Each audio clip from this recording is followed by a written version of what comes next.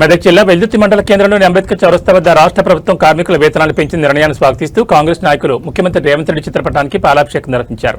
కార్యక్రమంలో కాంగ్రెస్ శ్రేణులు సీఎం నిర్ణయాన్ని అభినందిస్తూ నినాదాలు చేశారు. ఈ సందర్భంగా జిల్లా అధికార ప్రతినిధి మండల కాంగ్రెస్ అధ్యక్షుడు మహేష్ రెడ్డి మాట్లాడుతూ కేంద్రంలోని బీజేపీ ప్రభుత్వం పెట్రోల్, డీజిల్, గ్యాస్ ధరలను పెంచి సామాన్య ప్రజలపై భారం మోపుతోందని విమర్శించారు. అయితే సీఎం రేవంత్ రెడ్డి మాత్రం కార్మికుల కష్టాలను అర్థం చేసుకుని వారి వేతనాలు పెంచి కుటుంబాలకు అండగా నిలిచారని పేర్కొన్నారు. కాంగ్రెస్ ప్రభుత్వం ఇచ్చిన హామీల మేరకు 6 గ్యారంటీలను అమలు చేస్తూ పేదల సంక్షేమానికి కట్టుబడి పనిచేస్తుందన్నారు.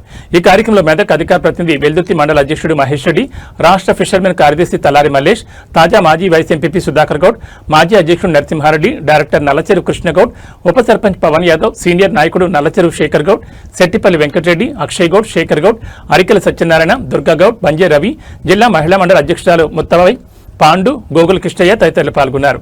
కార్యకర్తలు పెద్ద ఎత్తున నినాదాలు చేస్తూ సీఎం రేవంత్ రెడ్డికి జేజేలు పలికారు.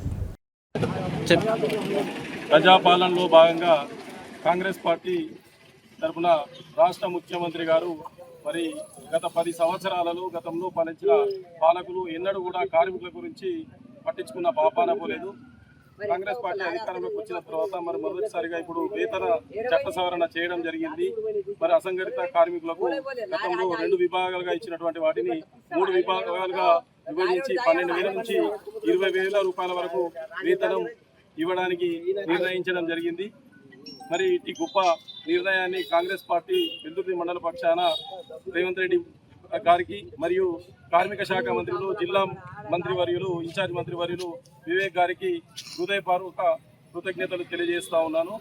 మరి కాంగ్రెస్ పార్టీ అనేది పేదల పార్టీ, కార్మికుల పక్షపాతి. మరి ఎప్పుడున్నా పేదల గురించి కానీ ప్రజల పట్ల కానీ కాంగ్రెస్ పార్టీ తప్ప వేరే పార్టీ మరి పట్టించుకున్న పాపాన పోలేదు.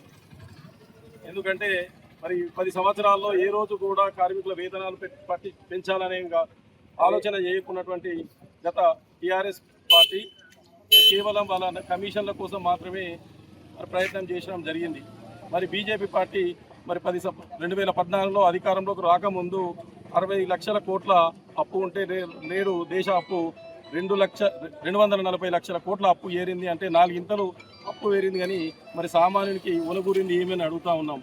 మరి గతంలో క్రూడ్ ఆయిల్ ధరలు తగ్గినా కానీ ఏ రోజు కూడా మనకు పెట్రోల్, డీజిల్ తగ్గించడం జరగలేదు. పెట్రోల్, డీజిల్ ధరలు పెరుగుతూ ఉన్నాయి. మరి ప్రజలకు ఇప్పుడు మళ్ళీ పెట్రోల్ డీజిల్ 15 రోజులలో 3 సార్లు పెట్రోల్, డీజిల్ ఈ రోజు కూడా మళ్ళీ పెరగడం జరిగింది. 3 సార్లు పెట్రోల్, డీజిల్ పెంచడం జరిగింది. అంటే వీళ్ళు సామాన్యుడు ఏ విధంగా బతుకుతాడు, సామాన్యుడికి ఏ రకమైనటువంటి మేలు చేయాలి, అటువంటిది కనీసం ఆలోచించే స్థితిలో కూడా మరి బీజేపీ ప్రభుత్వం లేదు అని మేము తెలియజేస్తూ ఉన్నాం. ఎందుకంటే ఈరోజు గ్యాస్ ధరలు పెరిగిపోతూ ఉన్నాయి.